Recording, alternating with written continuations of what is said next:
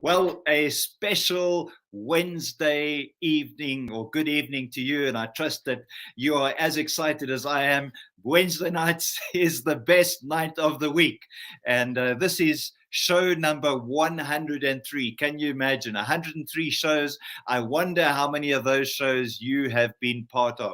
I certainly have been here every single one of those shows, and I'm looking for people just like you to engage in this program, because we're going to have a 24/7 show in the future. And not only is it going to be 24/7, but it's going to be in multiple languages. It's going to be exciting. It's going to be involving you. You're going to be participating and sharing your insights. And I'm so looking forward to that day. And so welcome to those of you who are watching and joining us online. Great to have you participating. Remember, you can join us via Facebook, LinkedIn, or YouTube through live streaming. Or importantly, if you subscribe to our channel and ring the notification bell, you won't miss a single show, a single live stream. So welcome. And tonight we would love to have your inputs, your insights as I share this message with you. So please post them online. They come through. And when you do post, let us know where you're from. It's lovely to have people from different parts of South Africa and Southern Africa and globally joining us. So welcome tonight. And we're going to be talking about this very topic, the purpose test. And I want to share with you just a little bit about this, the origin of this message. It happened something like one of those eureka moments. You know, when you're sitting and thinking deeply about the purpose for which you were created, and what it's all about and how it's going to unravel, things drop into your spirit. And this was something that I experienced on Sunday morning, and I realized after this message kind of dropped in my spirit that this is indeed a purpose test. And so I'm going to share a few thoughts with you.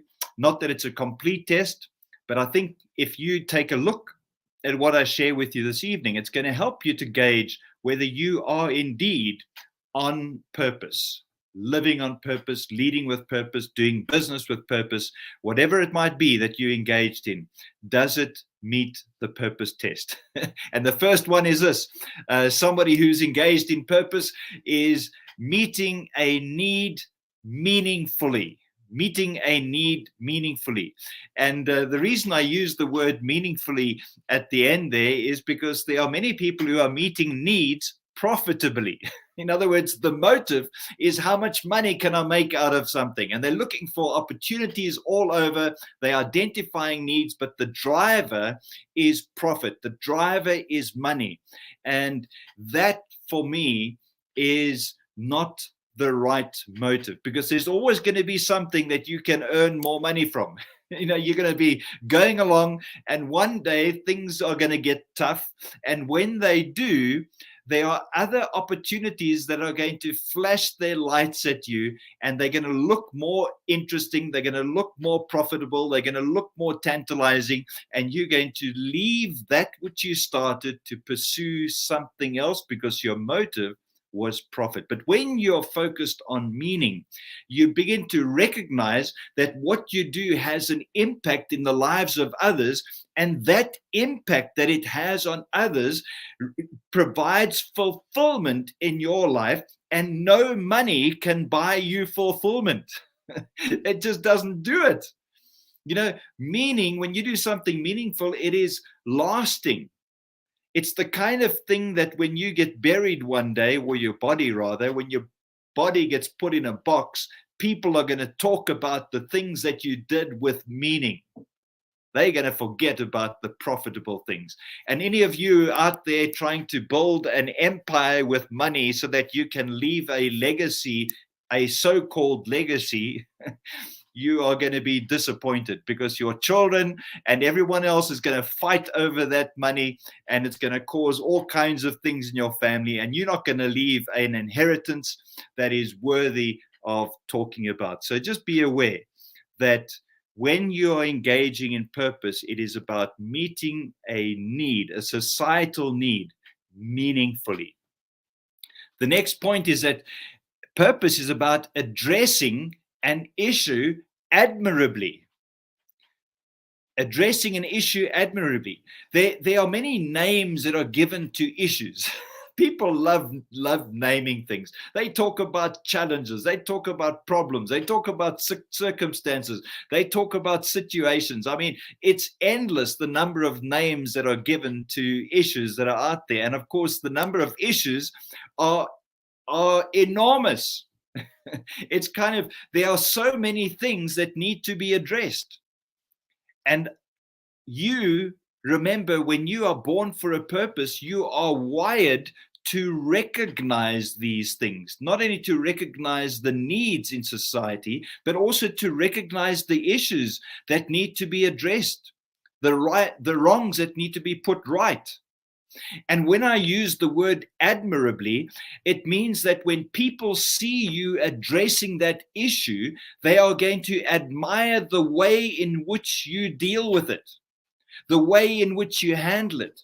They're going to see the authenticity in your approach. And so purpose means that you do something not for the recognition that you're going to gain, not for the profit that you receive, but you do it because it's the right thing to do. And people will admire that in you. So address an issue admirably. The third point that I want to share with you is purpose is about providing a solution passionately. Okay, passion needs to be evident, because when you engage in purpose, it's all about passion. When you provide a solution passionately, you know what it does? It rubs off on others. Other people get excited about what you're doing. They want to engage. They want to be part of it. They catch the fire. And this is what's important about purpose. Purpose and passion are Siamese twins. You've heard me say that many times. Purpose and passion are Siamese twins. So when you are providing a solution, if it's all about profit, if it's all about your own elevation, own recognition, passion is not going to be there. It's not going to inspire others. It's not going to grow a team organically. When I say grow a team, people are going to want to join you. You won't have to put an advert out there to advertise for people to join your company and try and lure them with all kinds of fancy salaries and what do they call these? I didn't even know what they call them. Bucks will be able to help me afterwards. But, they talk about a package. And it was just interesting. Just the other day, I was meeting with friends of ours who are going to be moving into a new phase of their life, and they were talking about the great opportunity. I don't know if you can ever call a job a great opportunity, but nonetheless, they began to talk about things that were foreign to me. They were talking about medical aid packages. They were talking about car allowances. They were talking about computer allowances. I was sitting there aghast. I couldn't believe this. Where's passion? What are you joining? What you're doing? Are you joining because you're going to get a great salary, a great title, and privileges? If that's your motive, you are not engaging in passion. When you engage in a solution with passion, and when you are involved in purpose, you do it whether you are paid or not, because it feeds you, it invigorates you. It causes you to realize that your life matters beyond anything. And I don't think there's a person on the planet who wants to live a life that does not matter. Everybody wants to live a life of meaning that matters, that leaves something behind, that begins to grow bigger and bigger. I'm just thinking of Abraham. I mean, imagine Abraham, Father Abraham, the song we used to sing in Sunday school.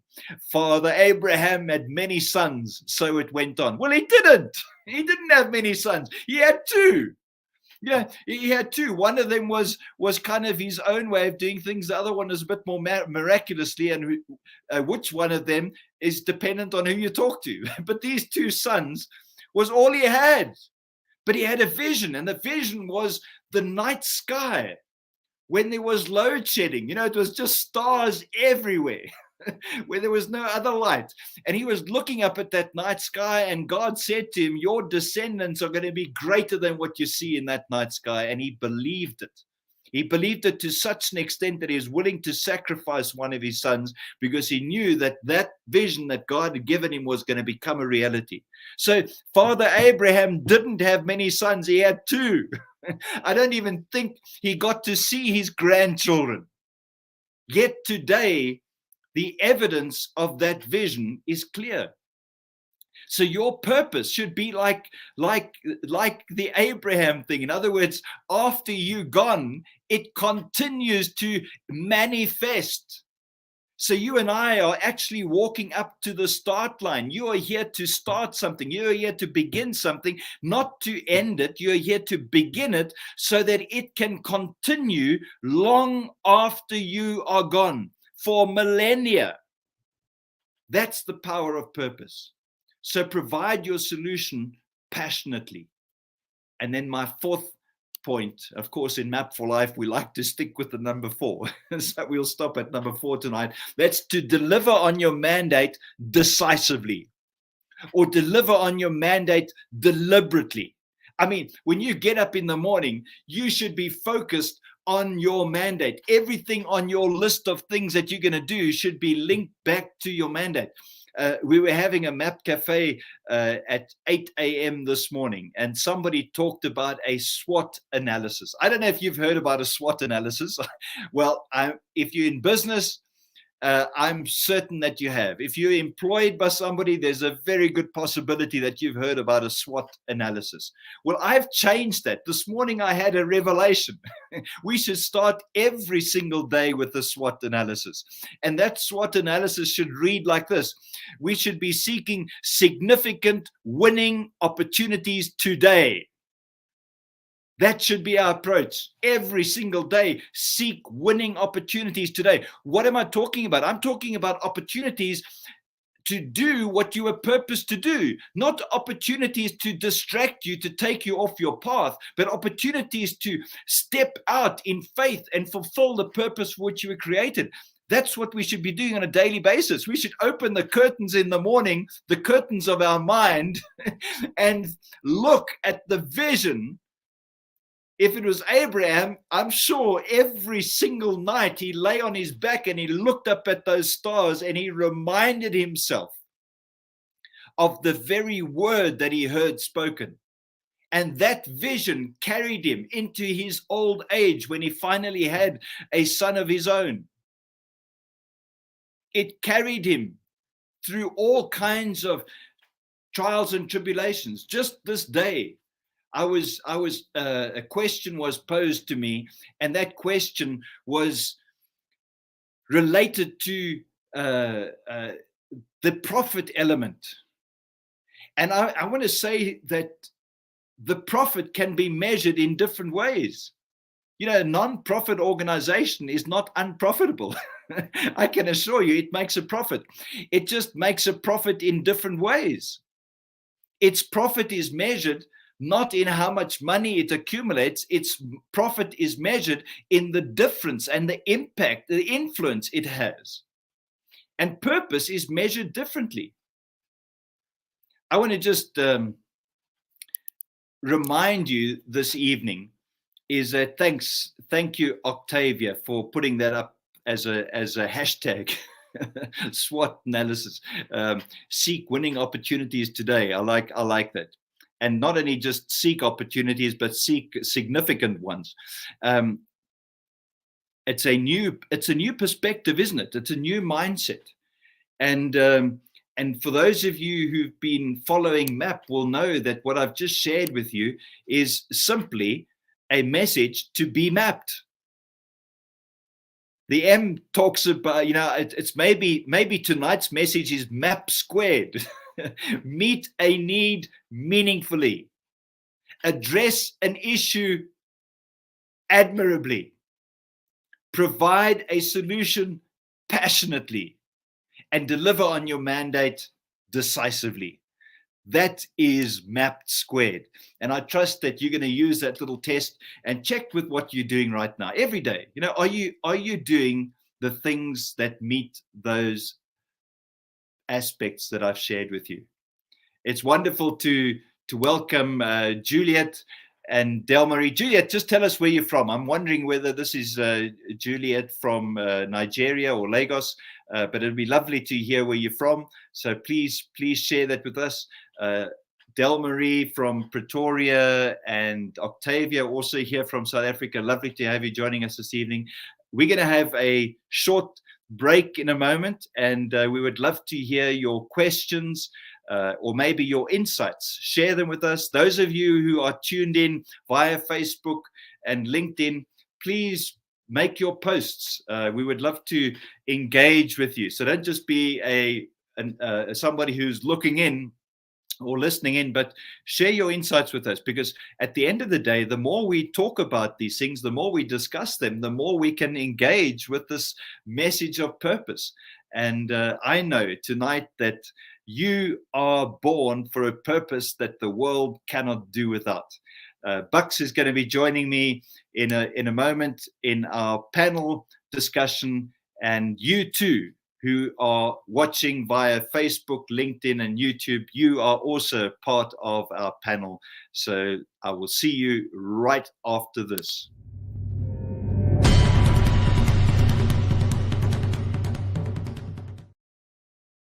Hey, Bucks, what a night. This is exciting to have you joining me all the way from Port Elizabeth in South Africa. We about, I guess, about 1,200 kilometers from each other. Welcome tonight. Thanks, Glen. Good to have you. And maybe you can tell the audience a little bit about how you got to or maybe just share a little bit about that first training session that you attended in Pretoria all those years back when you, in fact, you haven't changed too much, I must say. Maybe you had a little bit more hair back in those days. Yeah. No, Glen, when I look at my photographs of those days, and I don't have a lot of photographs, because I'm not into photographs. But if I look at the photographs, then I can say, oh, there's a difference. But before you continue, I just need to say something.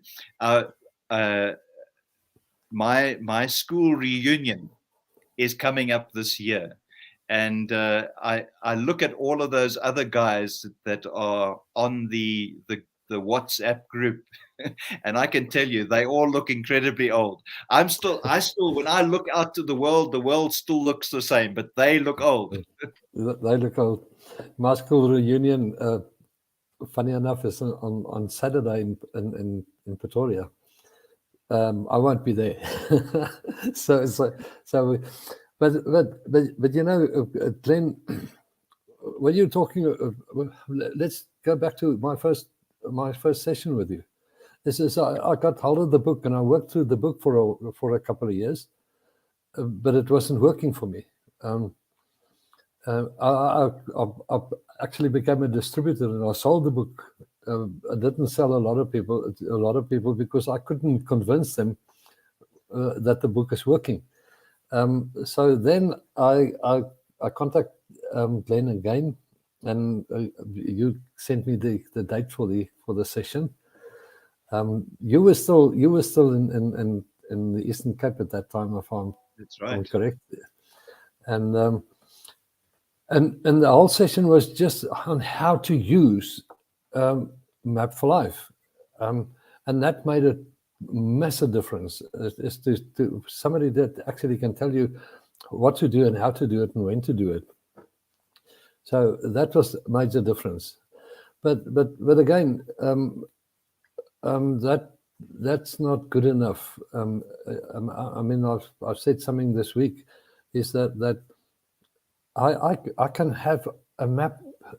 I can have a vision. I can have a map, but if I don't go into actions, then it means nothing. Yeah. Then I start all over every year. But what you've talked about tonight is something that is really important to me, especially the last couple of years, and more so since I'm in Port Elizabeth. Now, my business that I run, my slogan is I facilitate the wave of a new HR landscape that includes. I like it, Bucks. This is like they say, teaching old dogs new tricks. This is exciting. And it includes human capital development and growth. Now, I need to use terminology that is known to employers or to companies. But my whole purpose is to say, I need to get people to understand that the people working in your company are human beings. They have dreams. Yes. Some of their dreams are killed by the system, but they have dreams. They have aspirations, and they want to feel. And this is the first thing that I say to people: you need to understand. You got to let the people know that they're doing something worthwhile, that they are impacting the community. The key, however, is for employers or for companies to know what impact they want to make in the community. If they don't know that, as you're talking about that, I've listened. There's somebody that I've been sort of keeping my eyes on for a few years. I think I heard about him for the first time in 2018, and he happened to be an ex-Pretoria boy. His name is Elon Musk, which people might know. He went to school just 7 kilometers from where I'm living right now, and what's interesting is that he has a way of communicating the purpose of his companies in such a way that it inspires everybody. There's people all over wanting to join because of the purpose, and we see that more and more in the younger generation today, and maybe your generation, my generation as well. People are starting to say, hang on, the idea of just working for a boss for a paycheck at the end of the day just isn't good enough. I want to do something of meaning in my life. I want to do something that matters. I want to feel, when I get home in the evening after a day's work, I want to feel like I've made some contribution to a bigger cause. And so you're absolutely right. I think purpose is fundamental, not only from a business perspective, but from a personal perspective. So if a company is clear on its purpose, then people who identify with that purpose are going to want to be part of it. And people who don't identify with that purpose are going to want to move elsewhere. And you actually want to create that environment where the whole team is passionate about what they do. And I love, and just getting back to Elon Musk, you see his staff at SpaceX. They walk around with T-shirts that say "Occupy Mars." They all have it. It's kind of the message that they communicate, and I think that's a great testament to the value of purpose. Whether you like Elon Musk or not, there's that ability that he has to communicate a very simple but powerful message that people identify with. So your idea with purpose here in the workspace is very important. But again, now what you're talking about is that I need to get this across to employers. If you have a purpose, if you know the why of your business, then this is what you need to do. This is how you need to do it. Otherwise, people won't buy in, and they will still feel hopeless, and they will still feel that they just a resource. Without the purpose. You've talked about map for life, and I think that what's interesting about and I'm going to talk about the technology. You know, we've used methodology, there's tools and so on, but I think I can be bold enough to use the term technology, that because there's something specific. You know, with technology, you press a button and something happens. And so Map for Life is a bit like technology, because when you follow the process, when you work through it, it produces something. And one of the things that I wrote in the book way back in the year 1999, I still remember this so distinctly, because I delivered the manuscript in the right format for the printers to produce the book. And after doing that, I realized I hadn't written my mission statement or my purpose statement inside this book. And so I phoned them and I said, can I please add this in? And they said, well, if you get it here by 12 midday, we will be able to include it in. So I rushed there and I gave them this new page with my purpose statement, which was to equip people to pursue their purpose with passion and perseverance for life.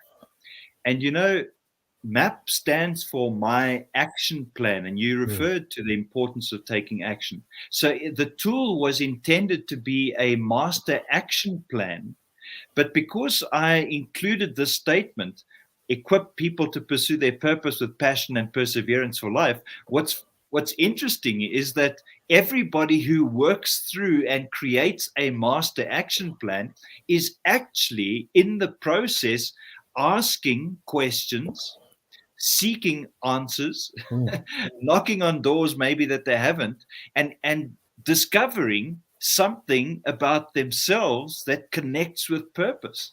So whether you're looking at it from a business perspective or from a personal perspective, purpose is the underlying and irrefutable value and benefit of working through the MAP process.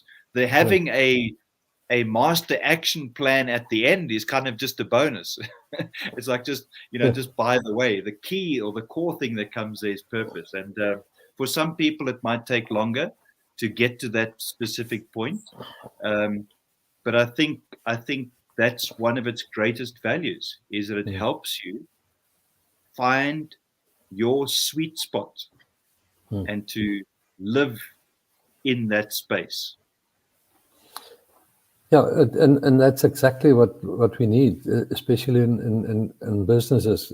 Glen, we need to, if I have a passion, if I know my purpose, and I feel passionate about it, and I still run a business, the people that work for me must see that passion. They must see the passion in me.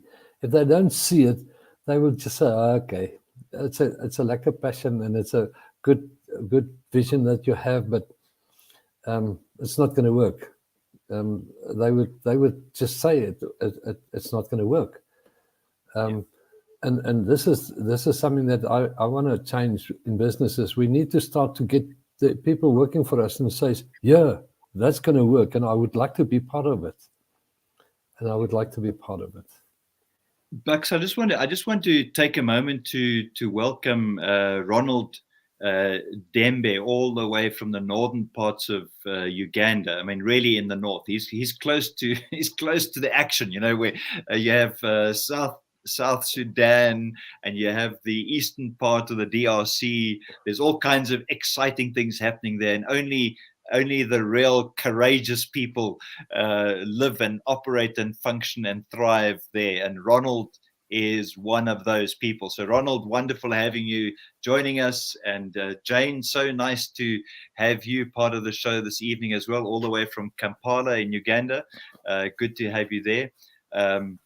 And I just think that there's Delmarie was talking about something interesting, and I think this is an important part about purpose.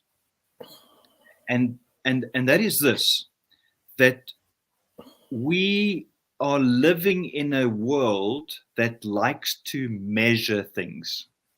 You know, we even have these ideas of monitoring and evaluating productivity, performance. I mean, it's so focused on that. And the reason it's focused on that is because it's all profit driven. Okay, so we have this profit driven system. And it's like, if I had to use two descriptions for the two worlds or two systems that are functioning, we have one which is a buy and sell system, and that is and this is going to reflect the statement that Del Marie has made on our comment section. So the one is a buy and sell, the other is a sow and reap. Now, these two things, many people will look and say, but it's the same thing. No, they're not. They're very different. Buy and sell works like this. You buy, you buy something and you sell it.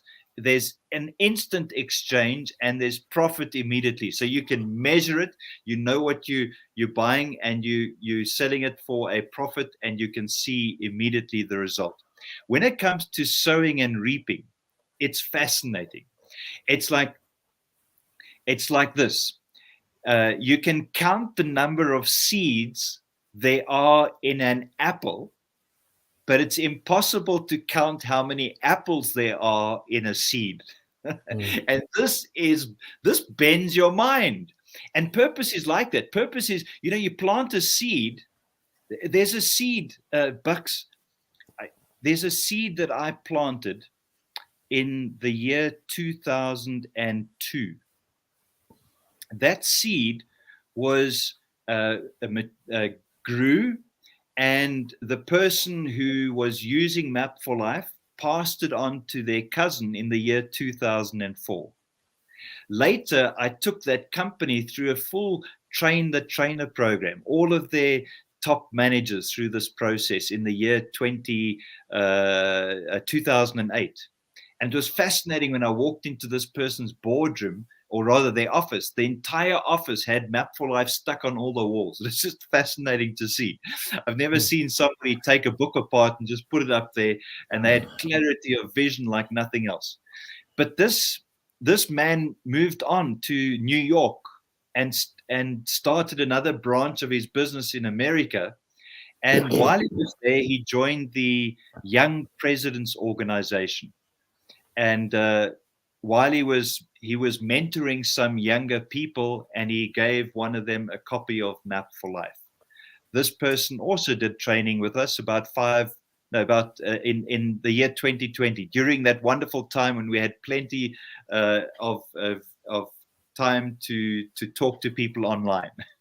And so I did an online training with her. A year later, she went to a place called Israel and did a tour there. And on the tour, she met somebody and she told them about Map for Life.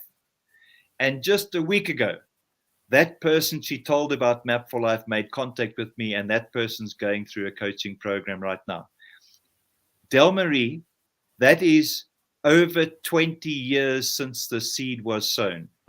And I want to just encourage you this evening is never give up. When you have sown a seed in good soil, it's going to produce after itself over and over and over again. But you cannot apply the measures of buying and selling in the space of sowing and reaping. Sowing and reaping will outperform buying and selling for generations to come. Buying and selling, you will get food today. Sowing and reaping, you'll be fed for life, and the generations to come will be fed. So don't get despondent. Keep sowing the seed. You're going to see amazing things happen. Sorry, Bucks, I just had to respond to Del Marie. I hope that message is of value to you and also to those who are joining. Maybe you can share something as well from your side relating to that idea. Or something else. Or something else, if you want to move on to another thing that maybe stood out for you earlier. The one thing, I would like to one thing that stood out for me is meet the need meaningfully.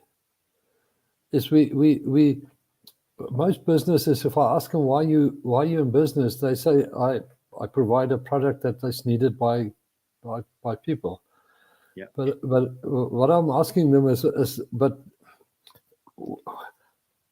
what's the real need that you want to address? Is it just I've been speaking to a chap here. He's doing pretty well. He's in the construction industry. This is what do you actually, what difference are you making? What meaning does your good work provide to your clients? And I had to tell him that because he didn't know that. I said, you know what, your good work, because that's good. You've got good people. You've got and everything is fine. But do you know that you create a new, better lifestyle for the people? And if you understand that, that's the meaning of your what you provide. Folks, you're reminding me of something. Sorry, you're about to say something else. Let me hold my thought. No, I'm done. No, you can continue. You reminded me of a story that I read, and I'm not too sure if it was in The Magic of Thinking Big or by David Schwartz, or if it was a book written by Zig Ziglar. But it was a story that was related of two people back in the days of building with sandstone. They were in a quarry, and these and there were many stonemasons in the quarry, many stonemasons, but there were two that were sitting next to each other, and they were both doing exactly the same job. They were busy chipping and making bricks out of sandstone. Now, these bricks were probably bigger than the bricks that you and I are familiar with today. So let's call it blocks of sandstone that they were busy cutting out, and stone masons were doing it with chisels and special hammers. Unlike today, where they might cut with machines, they were doing it by hand. And they were asked, each of them, "What are you doing?" And the one looked up and said, "Can't you see? I'm making bricks." And the person asking the question turned to the other one and said, "What are you doing?" And he said, "I'm building a cathedral." And that's the difference between being employed and being deployed, between having a job and living on purpose. The motivation for those two people was, the one was working for a paycheck at the end of the month to feed his family. The other one was building for the future. He could already imagine people sitting in that cathedral, people's lives being changed. He could see it for generations to come. And that's the fascinating thing with perspective. And I think purpose gives us a very, very different perspective. And what you've just shared now this evening is such an important thing, is that people actually seek to understand, what is the purpose of what I'm doing, whatever it might be that you find your hands to be doing. Correct. So and that's the new wave of the HR landscape, is we need to change that in companies. People in the company, the employee in the company, must know that he's part of the wave, and he's changing the lives of people around him. And that will bring meaning to his own purpose. And his own goals and objectives. Well, that's the only way that we will succeed, if we do that meaningfully, passionately, and the stuff that you were talking about. I just, as I'm thinking about this house analogy that you're talking about, there's our nature is to want to build something to impress other people, kind of say, look at what I've done, and show the finished product and so on, not realizing what what's going to happen as a result of that. I'm just thinking, he could be building houses, or he could be building homes. There's that different mindset. It's small. It's really small. But if you're building a house versus building a home, there may be things that you would do differently. There may be different features that you provide because you're thinking differently about it. Just this. In fact, today I shared something with the team, and it was a picture that was shared by Glen Jones's wife. You know Glen Jones. His wife shared it with Anne, and it had a person holding a mustard seed, and the caption was this: "Beware. I have a mustard seed, and I'm not afraid to use it." I think I've messed up the line. Let me just check what the line is. Do you remember what the line was? Because I think I would have shared it with you. Can't believe that I didn't. Let me go and find it quickly, because I just thought it was so powerful. Where is it? Where is it? I must have shared it just with our Map Cafe people this morning. So let me go and find our Map Cafe. And yes, oh, it's not beware. It's a step back. I have a mustard seed, and I'm not afraid to use it. Yes. And you know that for me was just so powerful. And at the same moment, Anne shared a great insight with me, and that was this: that if you want to hear a bird singing, don't buy a cage, plant a tree.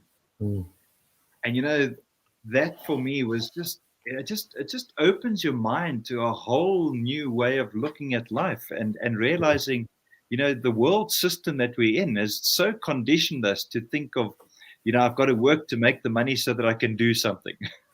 Whereas the way God set things up, he says you do something, and the provision for what you're doing presents itself as you step in faith. And it's almost like you've got to see it's like the seed that cannot see the provision that completely surrounds it. You know, the carbon dioxide that holds the carbon to build the tree completely surrounds the seed, yet it's invisible. The seed can't see it. And the seed sits there looking around and saying, but how can I build a tree? Until one day it forgets about all those things, and it buries itself in dirt where there's no one else. It's in a dark place, and suddenly something inside that seed awakens, and the very code is in its DNA to extract from the invisible everything that will make the visible tree. And if we can just grasp that, and to recognize that what the provision that you need right now for the vision that God has placed on your heart already surrounds you completely. You can't see it, but when you step in faith, you're going to release everything necessary to make that a reality. Isn't that a great thought? Great.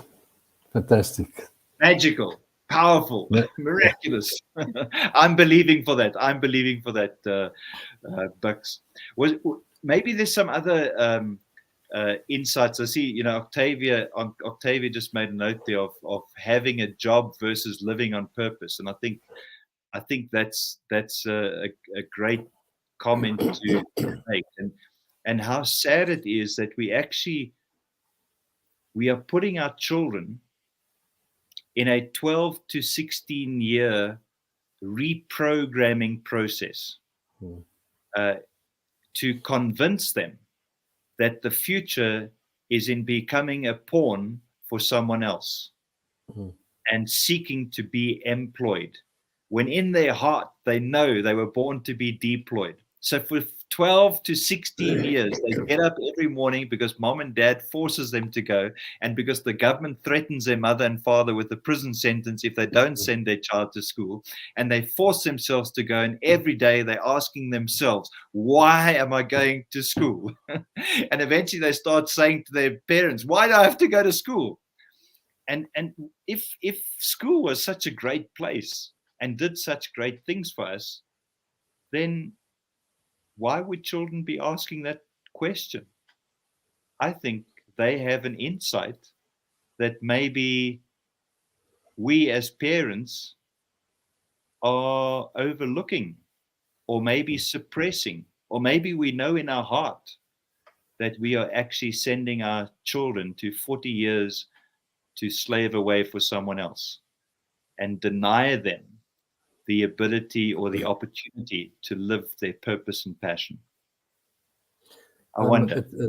It reminds me, a couple of years back, and well, many years back, I was coincidentally attending a presentation that a professor from Pretoria University about children and children art, and he was talking about this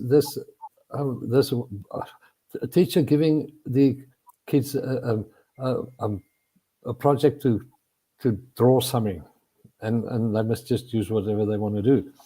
And this one youngster drew mountains, but you made them blue.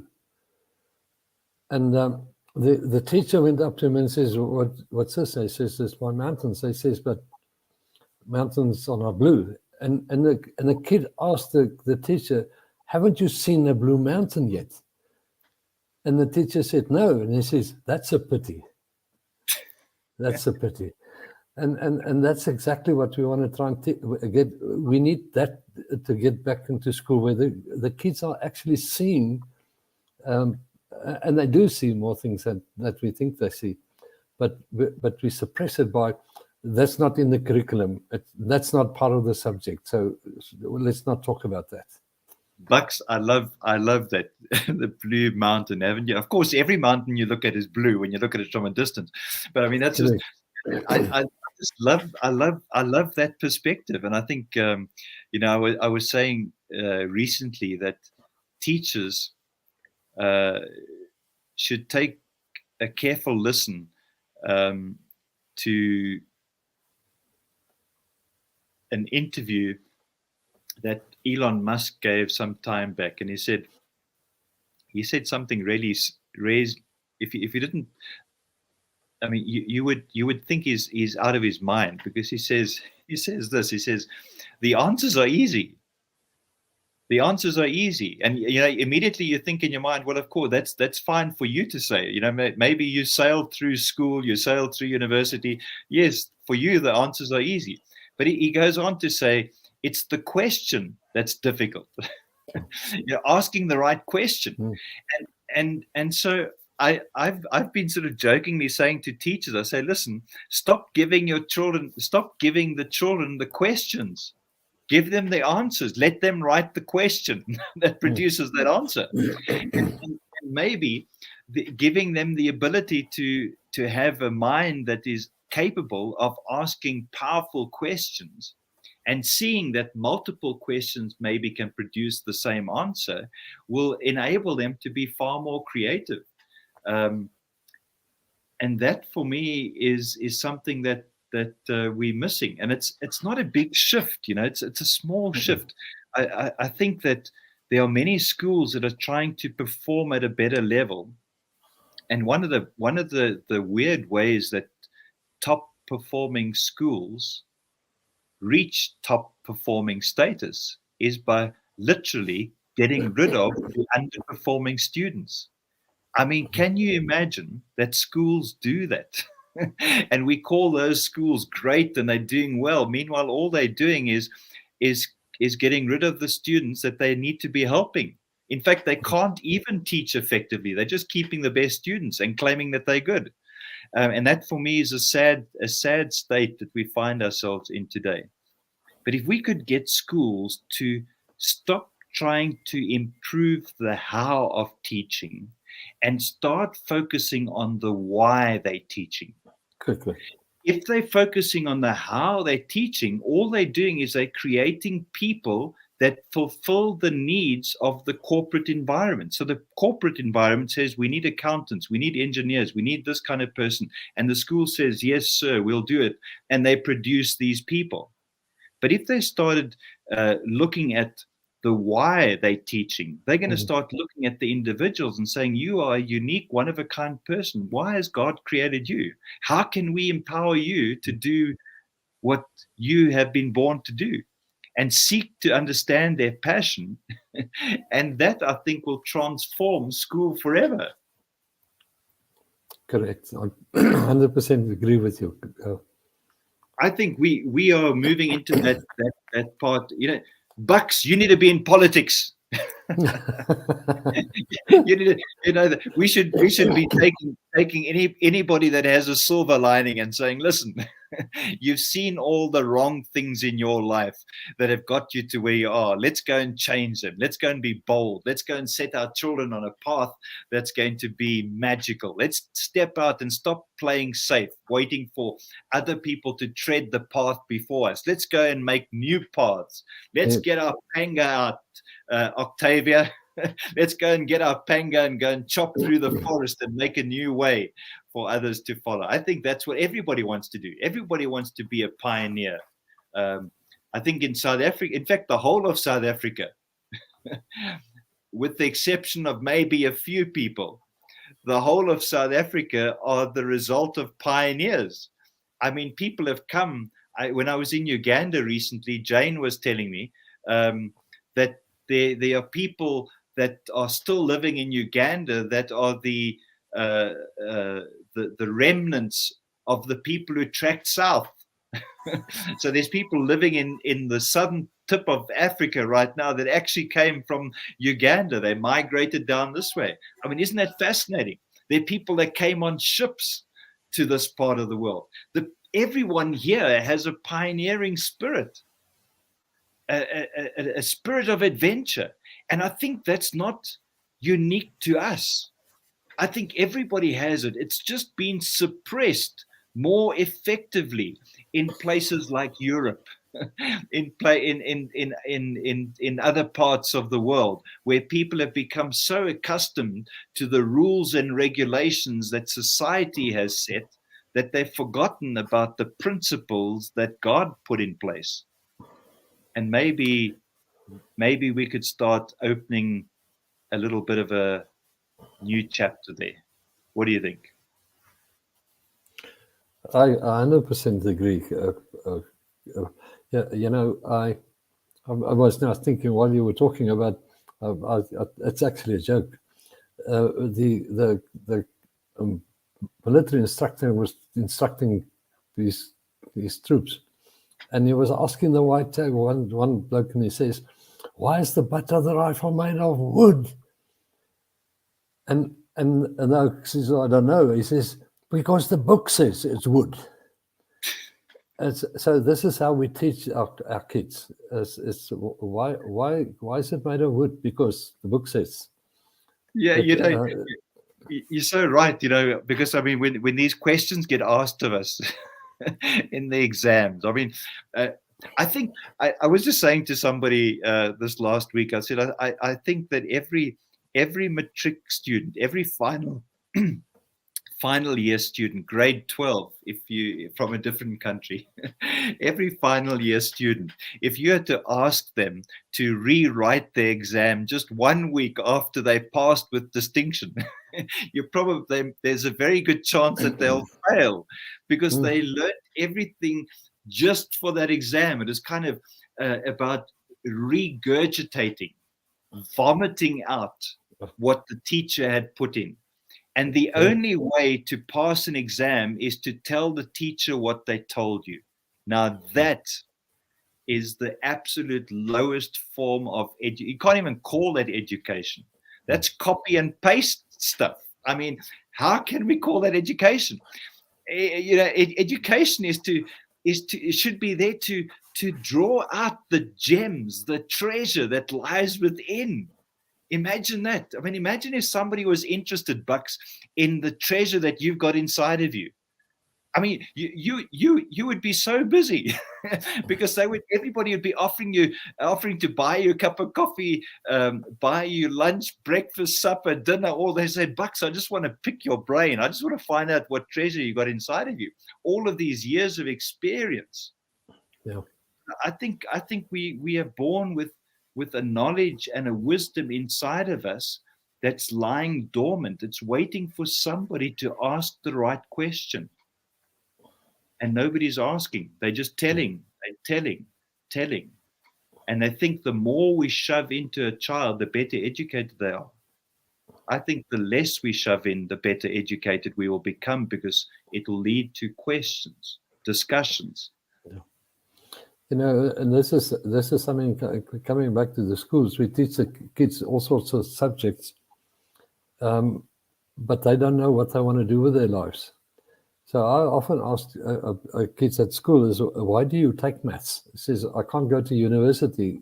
So what do you really want to do with your life? And to first find that out, and then decide whether you need to have a qualification to do that or not. If you don't need a qualification to do whatever you want to do, don't go to university. Don't study. I mean, just do it. But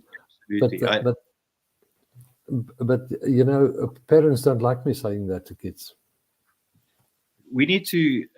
I think for the parents that are listening this evening, Del Marie just says, if you help someone else up the ladder, I'm paraphrasing. If you help someone up the ladder, you'll find yourself higher as well. You know, so by helping others, you help yourself, and I think that's the sowing and reaping kind of aspect. So thanks for sharing that, Del Marie.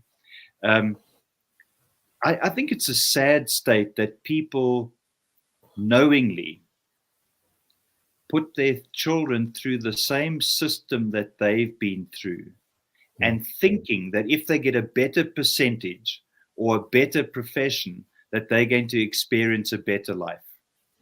I think that's insane to have that kind of thought.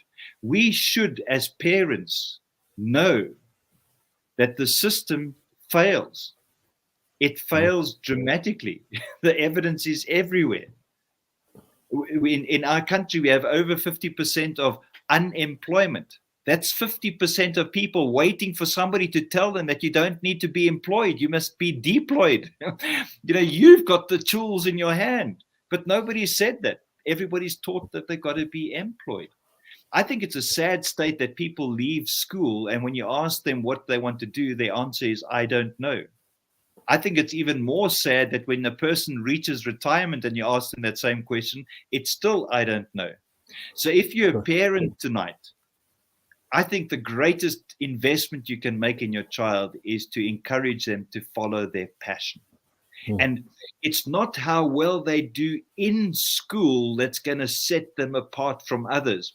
It's about what you teach them outside of the school that's going to set them apart. You know, whether a child gets 20% or 80% in the class, it's almost irrelevant. It's what you teach them that's aligned with their purpose and passion. And you as a parent are going to have to make that investment. Seek to understand what your child is passionate about and give them every opportunity to explore that passion. If they like playing the violin and you can't stand it, send them somewhere where they can go and play it. You know, let them explore that passion. And they could end up be the very person that makes music that the world is inspired by. You as a parent need to do this. Build them a soundproof room where they can do the violin. There you go. Violins are wonderful. So no offense to anybody. I think, but a violin is actually a very good example of the diligence necessary to take your gift and to a level where other people appreciate it. And I think so often our gift is rough when we first arrive on this planet. We need to fine-tune it. We need to hone it so that it can be of great value to others. Bucks, our time is up. I see my power is going to be terminated in a moment. I just want to say a very special welcome to Princess Tofa all the way from Ghana. Last time I spoke to her, she was in Germany, so I'm believing she's back in Ghana. Princess, maybe you can tell us whether you are, but just so nice to have you. She attended the training that I did in Ghana some years ago, in the year 2019, I think it was. And you know, she made this declaration. She said, Map for Life enabled me to find my voice. And that was so exciting to hear. So it's been wonderful. Bucks, a last word from you before we end the show. No, Glen, I thank you for your presentation, because that made me think about a lot of things. But yeah, thank you. Thank you for Map for Life. Thank you that you were here tonight. I really thoroughly enjoyed it, and it was so nice to be able to chat to you this evening, Bucks, and to everyone else that joined online, Ronald, Jane, Juliet, Princess, Del Marie, and anyone else that I have left out. Lovely to have you joining us tonight. This has been a great session. We would love you to join us in the panel as well. So check your emails every Wednesday. There's a link there. You can join us in the panel discussion live. And we would love to have your insights. So thank you so much. Remember, every Wednesday and Thursday at 7 p.m., same time, same place. Would be lovely to see you join us. See you Thursday evening. Good night. Good night.